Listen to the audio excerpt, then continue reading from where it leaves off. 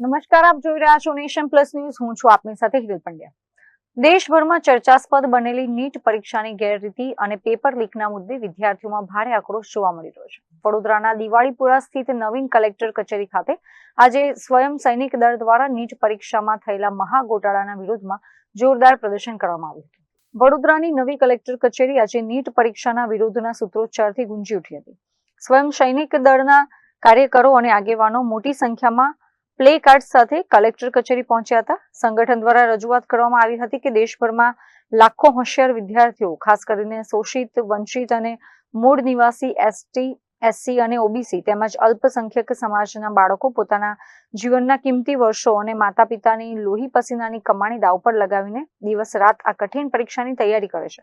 પરંતુ national testing agency દ્વારા પરીક્ષાના આયોજનથી લઈને પરિણામ સુધી જે પ્રકારે ગંભીર અનિયમિતતા અને ગેરરીતિઓ આચરવામાં આવી રહી છે, તેણે દેશના કરોડો વિદ્યાર્થીઓ અને વાલીઓનો ભરોસો સંપૂર્ણપણે તોડી નાખ્યો છે.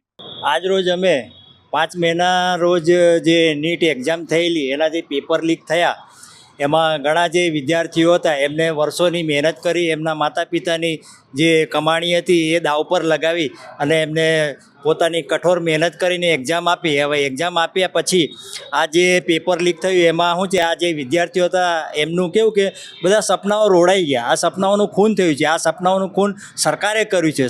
સરકારના એવા સ્લોગન છે કે ભાઈ શિક્ષિત ભારત, વિકસિત ભારત, પડેગા ઇન્ડિયા તો બઢેગા ઇન્ડિયા. આ પેપર લીક થઈ જાય તો પછી કઈથી ભારત આગળ વધશે? તો આ અમારી સરકાર સાથે માગણી એવી છે ને એ માટે કલેક્ટરશ્રીને સ્વયં સૈનિક દળના માધ્યમથી આવેદન આપવા આવ્યા છે કે ભાઈ આ પેપર લીકની પ્રથાઓ જે છે તે બંધ થાય, ગરબર ગોટાળા છે તે બંધ થાય અને જે શિક્ષણ મંત્રી રહ્યા